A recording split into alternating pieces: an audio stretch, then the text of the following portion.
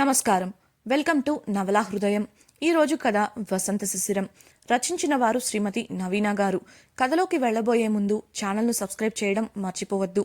ఇక కథలోకి వెళ్ళిపోదాం. వాసు ఫోన్ చేసి ఇంటి నుంచి కాలేజీకి వెళ్ళు కానీ హాస్టల్లో ఉండద్దు అని చెప్పడంతో ఎదురు చెప్పలేకపోయింది శిశిర. తర్వాత రోజు కాలేజ్ అయిపోగానే అతను చెప్పినట్లు కారులో ఇంటికి వెళ్ళిపోవాలని నిర్ణయించుకుంది. అందుకోసం తనకు కావాల్సిన వస్తువులను సర్దేసుకుంది. కాలేజ్ అయిపోగానే రూమ్కి వచ్చి ఆ సామాన్ తీసుకొని వెళ్ళిపోవడమే అన్నట్లుగా ప్లాన్ చేసుకుని ఉమతో కలిసి కాలేజీకి వెళ్ళింది. ఆమె డల్గా ఉండటం గమనించిన ఉమ శిశిరను అదే విషయం అడగగా తనకు రోజు ఇంటికి వెళ్ళి రావడం ఇష్టం లేదని, అంత ప్రయాణం చేస్తే తాను అలసిపోతానని చెప్పింది. ఆ విషయం వాసుతో మాట్లాడమని సలహా ఇచ్చిన ఉమకు ఆ విషయం అతనికి మాత్రం తెలియదా అని చెప్పి అంతటితో ఆ టాపిక్ని ఆపేసింది శిశిర. ఆ తరువాత తన క్లాసెస్లో పడిపోయింది. ఉమ కూడా పెద్దగా శిశిరను ఆ విషయం గురించి బలవంతం చేయలేదు. సాయంత్రం క్లాసెస్ అన్నీ అయిపోయాక తన బ్యాగ్ని సర్దుకుంటున్న శిశిరను చూసి ఉష ఒక ఈవిల్ స్మైల్ ఇచ్చి మనసులో, పోపో, ఇవాల్టితో నీ కెరియర్కి కలలకి పూర్తిగా బ్రేక్ పడుతుంది. ఇవాళ నేను నీకు ఇవ్వబోయే గిఫ్ట్ని నువ్వు జీవితాంతం మర్చిపోలేవు అని అనుకుంటూ సంతోషంతో పొంగిపోయింది. క్లాస్ నుంచి బయటకు వచ్చిన శిశిర ఉమలు బయటికి కదిలారు. అప్పటికి సమయం సాయంత్రం 4 గంటలు. మెయిన్ గేట్కి దగ్గరవుతున్న కొద్దీ శిశిరలో కంగారెక్కువైంది. తన కోసం కారు రాకూడదు అని గట్టిగా ఆ దేవుణ్ణి కోరుకుంటుంది. అక్కడి నుంచి బయట కార్ ఏమైనా ఉందా అని వెతకడం మొదలుపెట్టింది. అలా చూస్తూనే గేట్ బయటకు వెళ్ళిన శిశిర చుట్టూ కాస్త దూరంలో ఏమైనా బండి ఉందా అని చూడసాగింది. అంతలో ఎక్కడి నుంచి వచ్చాడో తెలియదు కానీ ఒక వ్యక్తి అకస్మాత్తుగా వచ్చి శిశిర చెయ్యి పట్టుకొని లాగాడు. అనుకోకుండా అలా జరిగేసరికి క్రింద పడబోయి నిలదొక్కుంది శిశిర. వెంటనే అతన్ని దూరంగా నెట్టాలని ప్రయత్నించింది. అతని చేతి నుంచి తన చేతిని విడిపించుకోవాలని ప్రయత్నించింది. కానీ అతని బలం ముందు ఆమె శక్తి సరిపోలేదు. కోపంగా, వదులు, అసలెవడ్రా నువ్వు అని గట్టిగా అరిచింది. ఉమ కూడా శిశిరకు సాయం చేయాలని అతని జుట్టు పట్టుకొని పీకసాగింది. ఆ వ్యక్తి ఎలానో ఆమె చేతులలోంచి తప్పించుకొని విసురుగా ఆమెను తోసేయడంతో ఆ విసురుకి దూరంగా వెళ్లి పడింది ఉమ. శిశిర ఉమ అలా పడటం చూసి కోపంగా తన బ్యాగుకి ఉన్న నెయిల్ కటర్ని తీసి అందులో ఉండే కత్తితో తన చేతిని పట్టుకున్న అతడి చేతిపై దాడి చేసింది.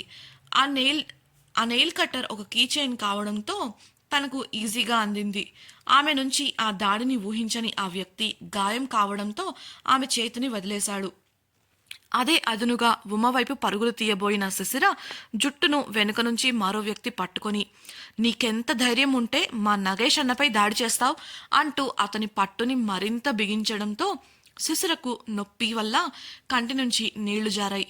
అసలు మా నగేష్ అన్న ఎవరో తెలుసా? గిరిధర్ అన్న కుడిభుజం.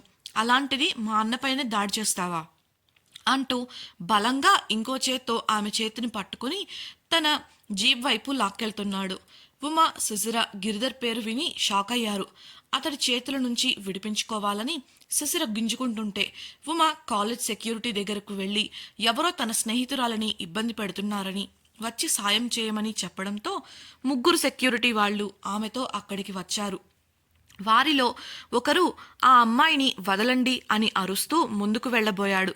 స్టూడెంట్స్ అంతా గుమిగూడి ఆ దృశ్యాన్ని చూస్తున్నారు.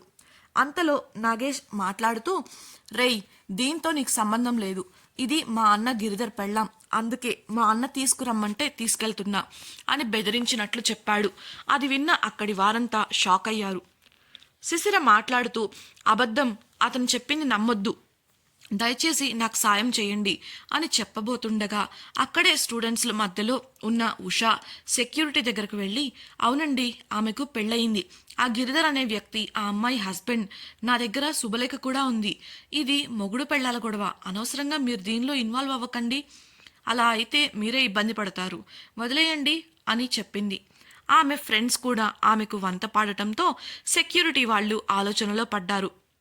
ఉమ మాట్లాడుతూ, లేదు వాళ్ళు చెప్పేది అబద్ధం, ప్లీజ్ తనకి హెల్ప్ చేయండి అని ప్రాధేయపడుతుంటే, ఉష ఎంత ఇష్టం లేకుండా పెళ్లి చేసుకుంటే మాత్రం పెళ్లి కాకుండా పోదు కదా, ఇలాంటి ప్రాబ్లమ్స్లోకి కాలేజ్ వాళ్ళను లాగకు ఉమా అని హెచ్చరిస్తున్నట్టుగా నమ్మకంగా చెప్పడంతో సెక్యూరిటీ వాళ్ళు అది నిజమే అని నమ్మి చేతులెత్తేశారు. ఇక వాళ్లను బ్రతిమిలాడటం వేస్ట్ అని అర్థమై తన బ్యాగ్ పట్టుకొని సిసరను లాక్కెళ్తున్న వాడిపై దాడికి వెళ్ళింది ఉమ. ఒక పశువును లాక్కెళ్తున్నట్లుగా సిసరను లాక్కొని తమ జీప్ వైపు వెళుతున్నాడు ఆ వ్యక్తి. అతని పట్టు నుంచి విడిపించుకోవడానికి ఎంత ప్రయత్నించినా అది ఆమె వల్ల కాలేదు. పైపెచ్చు నొప్పికి తాళలేకపోయింది. ఎలాగో బలం ధైర్యం కూర్చుకుని అతనిని సెంటర్ పాయింట్లో గట్టిగా తన్నింది. దాంతో ఆమెను వదిలి చేతులతో దెబ్బ తగిలిన చోట చెయ్యి వేసి నొప్పికి అరిచాడు ఆ వ్యక్తి. ఆమె కూడా ఆ పెనుగులాటలో ఊపు ఆపుకోలేక కింద పడింది. వారికి కొద్ది దూరంలో ఉండి ఇదంతా చూసిన నగేష్ ఆమె అలా కొట్టడంతో కోపం వచ్చి ఆవేశంగా కొట్టడానికి ఆమె పైకి వెళ్ళాడు. భయంతో శిశిర గట్టిగా కళ్ళు మూస్తుంది. సరిగ్గా నగేష్ చెయ్యి ఆమెను తాకే సమయానికి ఎక్కడి నుంచి వచ్చిందో ఒక బైక్ వేగంగా వచ్చి నగేష్ని ఢీకొట్టడంతో అతడు అరుస్తూ దూరంగా ఎగిరిపడ్డాడు. తనకు తగలాల్సిన దెబ్బ తగలకపోవడం, నగేష్ పెద్దగా అరవటం వినపడిన శిశిర నెమ్మదిగా కళ్ళు తెరిచి చూసి అవాక్కయింది. ఎందుకంటే ఆమె పైకి కొట్టడానికి వచ్చిన వ్యక్తి 10 అడుగుల దూరంలో నేలపై పడి ఉన్నాడు. ఇంతకు ముందు అతడు నిలబడిన చోట ఒక బైక్ పార్క్ చేసి ఉంది. అయోమయంగా చుట్టూ చూసిన శిశిరకు కొంత దూరంలో హెల్మెట్ వేసుకొని గిరిధర్ మనుషులతో ఫైట్ చేస్తూ కనిపించాడు ఓ వ్యక్తి. అతను హెల్మెట్ ధరించి ఉండటంతో అతని కళ్ళు తప్ప ఏమీ కనిపించలేదు. వెంటనే ఉమా శిశిర దగ్గరకు వచ్చి, నువ్వు బానే ఉన్నావు కదా అని అడగగా అవునన్నట్లు తల ఊపిన శిశిర ఆమెతో కలిసి ఒక ప్రక్కకు వెళ్లి నిలబడి జరిగేదంతా చూస్తుంది. తమ నాయకుడిని కొట్టడం నచ్చని నగేష్ చెంచాలు ఆ కొట్టిన వ్యక్తిపై గుంపుగా దాడి చేశారు. ఒక్కొక్కరిని స్టైల్గా సింపుల్గా కొట్టి పడుకోబెడుతున్నాడు ఆ వ్యక్తి. అతన్ని చూసిన శిశిరకు భయం సంతోషం రెండూ కలిగాయి. తనను కాపాడినందుకు సంతోషపడితే తనను కాపాడాలని వచ్చి ప్రాబ్లమ్స్లో పడతాడేమో అనే భయం కలిగింది. అతను అలా కొట్టడం చూసిన ఉమ ఇతనెవరో తెలుసా అని శిశిరను అడగగా శిశిర తల అడ్డంగా ఊపింది. అతనెవరో కూడా తెలియకుండా తన కోసం ఫైట్ చేస్తుండటంతో అసలు ఎవరై ఉంటారా అని ఆలోచనలో పడింది శిశిర. ఇంతలో ఆమెకు నీరసంగా అనిపించి గుంపు నుంచి బయటకు దూరంగా వెళ్ళింది. అందరినీ చితక్కొట్టి స్టైలిష్గా నడుచుకుంటూ వస్తున్న ఆ వ్యక్తిని కోపంగా చూస్తూ నగేష్ నొప్పికి పంటి కింద అణుచుకుంటూ, ఎవడ్రా నువ్వు, నా అన్న భార్యని తీసుకెళ్తుంటే నీకేంట్రా, ఇప్పటికైనా మించిపోలేదు, వెంటనే వదిలేసి వెళ్ళిపో, ప్రాణాలైనా దక్కుతాయి అంటూ భయాన్ని కప్పిపుచ్చుకొని బీరాలు పలికాడు. ఆ వ్యక్తి అంత ఫైట్ చేసినా షర్ట్ కొంచెం కూడా నలగలేదు. అలా నగేష్ ముందుకు వచ్చి ఇంతకు ముందు నగేష్ ఏ చేత్తో అయితే శిశిరను పట్టుకున్నాడో ఆ చేతిపై బలంగా బూటుకాలుతో నొక్కి తొక్కాడు. చూడటానికి సున్నితంగా అనిపించినప్పటికీ చాలా బలంగా ఉంది ఆ చర్య. నగేష్కి నరాలు తెగిపోతాయేమో అన్నంత బాధ కలిగి ఎవరు నువ్వు, వదులు అంటూ గింజుకున్నాడు.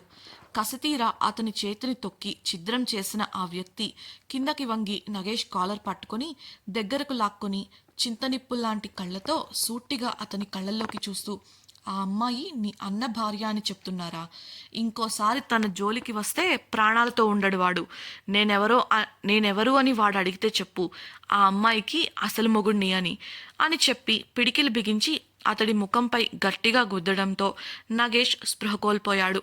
ఆ వ్యక్తి కళ్ళల్లో అంతులేని కోపం కనిపిస్తుంది. ఆ వ్యక్తి చెప్పిన మాటలు విన్న అక్కడి స్టూడెంట్స్ అందరూ షాక్ అయిపోయారు. అక్కడ సెక్యూరిటీ గార్డ్స్ కూడా ఆ మాటలకు అయోమయంగా ఉష వాళ్ల వైపు చూశారు. అయితే అప్పటికే ఉష కూడా షాక్లో ఉంది. శిశిరకు గిరిధర్తో పెళ్ళయింది అని అనుకుంటుంది. కానీ తీరా ఇప్పుడు ఒక కొత్త మనిషి శిశిర హస్బెండ్ అని చెప్పడం ఆమెను అయోమయానికి గురిచేస్తే ఆ వ్యక్తి దృఢమైన శరీరాకృతి, అతని స్టైలిష్ ఫైట్స్ చూసి అలాంటి వ్యక్తిని శిశిరను పెళ్లి చేసుకోవడం ఆమెకు కన్నుకుట్టినట్లు అయ్యింది. ఇక అక్కడ ఒక్క క్షణం కూడా ఉండలేక ఉష ఆమె తొత్తులు అక్కడి నుంచి చల్లగా జారుకున్నారు. అంతమందితో ఫైట్ చేసింది వసంతే. రౌడీతో పెనుగులాట జరిగిన తర్వాత కింద పడిపోయిన శిశిరకు కాస్త కళ్ళు తిరుగుతున్నట్లుగా అనిపించి ఉమతో పాటు జనానికి దూరంగా కొంత దూరం వెళ్లి నిలబడింది. దానివల్ల వసంత్ అన్న మాటలు ఆమెకు వినపడలేదు. కాస్త రిలీఫ్ దొరకడంతో తిరిగి గుంపులోకి వచ్చిన ఆమెకు తన వైపే చూస్తూ వస్తూ కనిపించాడు ఆ వ్యక్తి. అతను నడుచుకుంటూ తన వైపే వస్తుంటే శిశిర ఒక అడుగు ముందుకు వేసి, చాలా థ్యాంక్స్, కానీ మీకు తెలియని వారి కోసం తెలియకుండా ఇలా రిస్క్ తీసుకోవడం మంచిది కాదేమో, వాళ్ళు చాలా పవర్ఫుల్, కాస్త జాగ్రత్తగా ఉండండి అని కంగారుగా చెప్తుండగా ఆమె మాటలకు నవ్వుకున్నాడు వసంత్. అతడు హెల్మెట్ వేసుకొని ఉండటంతో కళ్ళు మాత్రమే కనబడుతున్నాయి. దాంతో అది ఎవరో అనుకుంటుంది శిశిర. వసంత్ చొరవగా ఆమె భుజానికి ఉన్న బ్యాగ్ తీసుకుంటూ గంభీరంగా వెళ్దామా అని అడగగానే ఆశ్చర్యపోతూ అతని వాయిస్ గుర్తుపట్టిన శిశిర, వాసుగారు అని ఆశ్చర్యంగా అంది. అలా షాక్లో ఉన్న ఆమె చేయి పట్టుకొని బైక్ వైపుగా తీసుకెళ్లాడు వసంత్. ఆమె కూడా ఏం మాట్లాడకుండా అతనిని అనుసరిస్తూ ఉమకు చేతితోనే వెళ్తున్నా అని సైగ చేసి అతడి వెనుక వెళ్ళింది. అతడి బైక్పై కూర్చోగానే వసంత్ బైక్ స్టార్ట్ చేసి వేగంగా వెళ్ళాడు. అలా శిశిర వసంత్ బైక్పై వెళ్లడం బాధగా చూస్తున్నాయి ఆ స్టూడెంట్స్ మధ్యలో ఉన్న జత కళ్ళు. అవి ఎవరివో కావు, ఈశ్వర్వి. హాస్టల్ రూంలో బాధగా ఉన్న అతనికి ఎవరో వచ్చి శిశిరను బలవంతంగా లాక్కెళ్తున్నారు అని చెప్పగానే హడావిడిగా పరుగులు తీసుకుంటూ కాపాడడానికి వచ్చాడు. అయితే అప్పటికే వసంత్ వచ్చి వారిని చితకబాదడం చూసి ఆగిపోయాడు. ఎప్పుడైతే ఆ కొడుతున్న వ్యక్తి శిశిర భర్త అని తెలిసిందో అతనికి తెలియకుండానే అతనిలో ఏదో ఉద్వేగం ఉప్పొంగింది. శిశిర అతనితో బండిపై దూరంగా వెళ్తుంటే ఆమెను తన నుంచి దూరంగా తీసుకెళ్ళిపోతున్న బాధ, కోపం అతని కళ్ళల్లో కదలాడాయి. శిశిర కనుచూపు మేరను దాటిపోయాక తలదించుకొని నిస్సహాయంగా అక్కడి నుంచి వెళ్ళిపోయాడు. అమ్మయ్యా అన్నట్లు గట్టిగా ఊపిరి తీసుకొని నిట్టూర్చిన ఉమ అక్కడి నుండి కదిలింది. తాము ఉండే ఇల్లు తమ కాలేజీకి చాలా దగ్గర కావడంతో మెల్లిగా నడుచుకుంటూ ఇంటిని చేరింది. అప్పటికే అక్కడ ఉన్న ఒక వ్యక్తి ఆమె వద్దకు వెళ్ళి, ఉమ అంటే మీరేనా అని అడిగాడు. అయోమయంగా అవును, ఇంతకీ మీరెవరు అని అడగగా శిశిర మేడం గారి లగేజ్ కోసం వచ్చానమ్మా అని చెప్పడంతో విషయం అర్థమైన ఉమ ఒక్క నిమిషం అని చెప్పి లోపలికి వెళ్ళి శిశిర లగేజ్ని అతనికి తీసుకొచ్చి ఇచ్చింది. అతడు వెళ్ళిపోగానే మౌనంగా తన గదికి వెళ్ళిపోయింది ఉమ. తన గదిలో కోపంగా ఆలోచిస్తూ అటూ ఇటూ కాలు కాలిన పిల్లిలా తిరుగుతుంది ఉష. తనతో తనే మాట్లాడుతూ ఎన్ని ప్లాన్స్ వేసినా అస్సలు కుదరడం లేదు. పెళ్ళయిందిలే, దాని మొగుడికి 4 తప్పుగా చెప్తే దాని గోల వదులుతుంది అని ఎలానో ఆ గిరిధర్ గాడి నెంబర్ సంపాదించి ఫోన్ చేస్తే వేరే ఎవడో వచ్చి దాని మొగుడినంటూ అందరినీ చితక్కొట్టాడు. అసలేం జరిగింది తెలుసుకోవాలి అని అనుకుంటూ ఎవరికో ఫోన్ కలిపింది. వాళ్ల ద్వారా శిశిర పెళ్లిలో జరిగినదంతా తెలుసుకుని షాక్ అయింది ఉష. ఫోన్ పక్కన పడేసి చిరాగ్గా శిశిరపై ఉన్న ద్వేషాన్ని తన ప్రక్కనే ఉన్న అందమైన ఫ్లవర్ వేస్పై చూపిస్తూ దాన్ని గోడకేసి బలంగా కొట్టింది. శిశిరను ఇబ్బంది పెట్టాలని తాను చేసిన ప్లాన్స్ అన్నీ ఫెయిల్ అవ్వడం ఆమె తట్టుకోలేకపోతుంది. ఎలాగో గిరిధర్ లాంటి వాడితో పెళ్ళైతే తన ప్లాన్ సక్సెస్ అవుతుందని అనుకున్న ఉష ఇప్పుడు ఆమె పెళ్లి వేరొకరితో జరిగేసరికి కోపంగా ఉంది. అందులోనూ ఇవాళ కాలేజ్ దగ్గర శిశిర కోసం వసంత్ చేసిన ఫైట్ చూశాక అతడి స్టైల్కి, ఫిట్నెస్కి అందరూ అమ్మాయిలు ఫిదా అయిపోయి పొగడడం గుర్తుకొచ్చి ఆమెకు పుండు మీద కారం చల్లినట్లయింది. శిశిరకు అటువంటి క్వాలిటీస్ ఉన్న వ్యక్తి హస్బెండ్గా వచ్చాడు అనే మాటను కూడా సహించలేకపోతుంది. గిరిధర్కు తనే ఫోన్ చేసి శిశిర గురించి తప్పుగా చెప్పింది ఉష. శిశిర కాలేజీకి వస్తుంది అనే విషయం ఆమె మాటల ద్వారా అర్థం చేసుకున్నాడు గిరిధర్. శిశిర లాంటి అమ్మాయిని కాలేజీకి పంపడం మంచిది కాదని, పరువు పోతుందని చెప్పింది ఉష. ఆమెకు శిశిరపై ఉన్న ద్వేషానికి శిశిర జీవితంలో ఏ చిన్న మంచి జరిగినా ఓర్వలేకపోతుంది. ఆ ద్వేషానికి, ఆ క్షణం ఆమెకు వచ్చిన కోపానికి భోజనం కూడా సహించలేదు. దాంతో ఆమెకు భోజనం ఇవ్వడానికి వచ్చిన సర్వెంట్పై తన కోపాన్ని చూపించింది. ఇంటికి చేరుకున్న వసంత్ శిశిరను చూస్తూ ఆమె ముంగురులను సరిచేసి జరిగినవి ఏవీ పట్టించుకోకుండా వెళ్ళి ఫ్రెష్ అయ్యిరా అని చెప్పి తాను కూడా ఫ్రెష్ అవ్వడానికి తన గదికి వెళ్ళిపోయాడు. రూమ్కి వెళ్ళి ఫ్రెష్ అయ్యి అలసటగా ఉండటంతో కాసేపు రెస్ట్ తీసుకున్న సుశిర డిన్నర్ సమయానికి క్రిందికి వచ్చింది. అప్పటికే ఆమె కోసం ఎదురు చూస్తున్న వసంత్ దగ్గరకు వెళ్ళి నిన్న తాను చెప్పకుండా రూమ్లోనే ఉండిపోయినందుకు వన్స్ అగైన్ సారీ వాసు గారు, ఇంకెప్పుడు మీకు కోపం తెప్పించేలా చేయను అని తలదించుకొని చెప్పింది. ఆమె చెప్పిన మాటలను వింటున్న వసంత్ చిన్నగా నవ్వుకొని లేచి నిలబడ్డాడు. శిశిర కొనసాగిస్తూ, ఇవాళ మీరు టైంకి వచ్చి సేవ్ చేసినందుకు చాలా థ్యాంక్స్. మీరు కానీ రాకపోయి ఉంటే అని చెప్తుండగా ఆమె గడ్డం క్రింద చెయ్యి పెట్టి తల పైకెత్తి, నేను నీ భర్తను. ఏ భార్య కూడా భర్తకు థ్యాంక్స్ చెప్పకూడదు. ఎందుకో తెలుసా? భార్యను జాగ్రత్తగా చూసుకోవడం భర్త బాధ్యత. కాబట్టి ఇంకెప్పుడు ఇలా చెప్పకు అని చెప్పి ముందుకు వంగి, అయినా భార్య భర్తకు థ్యాంక్స్ చెప్పే విధానాలు వేరుగా ఉంటాయి తెలుసా అని కొంటెగా ఆమె కళ్ళల్లోకి చూడగానే అతని మాటలలోని ఆంతర్యాన్ని అర్థం చేసుకొని సిగ్గుతో చటుక్కున తలదించేసుకుంది శిశిర. ఆమెను చూసి చిలిపిగా నవ్వుతూ, రా తిందాం అని డైనింగ్ టేబుల్ దగ్గరకు వెళ్ళడానికి ఆమె చేతిని పట్టుకున్న వాసు ఆ అని ఆమె అరవడంతో చెయ్యి వదిలేశాడు. ఏమైందని ఆమె చేతివైపు చూడగా చేతిపై ఎర్రటి ఘాట్లు కనిపించాయి. గాయాలైతే చెప్పాలని కూడా తెలీదా నీకు అని ప్రేమగా కసురుకుంటూ ఆమెను సోఫాలో కూర్చోపెట్టి ఫస్ట్ ఎయిడ్ కిట్ తెమ్మని పనివాళ్లకు ఆర్డర్ వేశాడు. ఇవేం అంత పెద్ద గాయాలేమీ కాదు, జస్ట్ 2 డేస్లో మానిపోతాయి. వాళ్ళు నా చేయి పట్టుకున్నప్పుడు గాజులు చిట్లి ఇలా గీసుకున్నాయి అంతే. ఇప్పుడు కూడా నాకు పెద్దగా నొప్పేమీ లేదు. ఏదైనా ఒత్తిడి తగిలితే తప్ప. ప్లీజ్ మీరు టెన్షన్ అవ్వద్దు అని బ్రతిమలాడుతూనే సర్ది చెప్పింది శిశిర. ఇంతలో సర్వెంట్ రావడంతో అతని నుంచి కిట్టు తీసుకొని డెటాల్తో ఆమె గాయాలను క్లీన్ చేశాడు వసంత్. ఆ లిక్విడ్ గాయంపై పడగానే మంటగా అనిపించి ఆ బాధను బయటకు తెలియకుండా పెదవులు బిగించి భరించింది శిశిర. అయితే ఆమె అలా చేయడం వసంత్ చూపును దాటిపోలేదు. మొండిపిల్ల అని మనసులో అనుకుంటూ అలానే సున్నితంగా గాయాలను అద్దుతూ శుభ్రం చేసి ఆయింట్మెంటును రాశాడు. ఇంకా ఎక్కడైనా తగిలాయా అని అడిగిన అతని ప్రశ్నకు అనుకోకుండా ఆమె చేయి మెడపైకి వెళ్ళింది. వెంటనే ఆలోచించి తడబడుతూ లేదు అంటూ తల అడ్డంగా ఊపింది శిశిర. ఆమెను గమనిస్తున్న వసంత్కి ఆమె మెడపై కూడా గాయాలయ్యాయని అర్థమైంది. ఆమె కాలర్ నెక్ డ్రెస్ వేసుకుని ఉండటంతో కొంచెం జరిపి అతడికి గాయాలను చూపించడానికి సంశయిస్తుంది అని అర్థమై ఆయింట్మెంట్ని ఆమె చేతికి అందించి తగ్గే వరకు డైలీ వాడు, రా తిందాం అని లేవగానే అతని వెంటే అమ్మయ్యా అనుకుంటూ డిన్నర్ టేబుల్ దగ్గరకు వెళ్ళింది శిశిర. డిన్నర్ చేస్తున్నంతసేపు ఆమెతో తన కాలేజ్ విషయాలను అడిగి తెలుసుకున్నాడు వసంత్.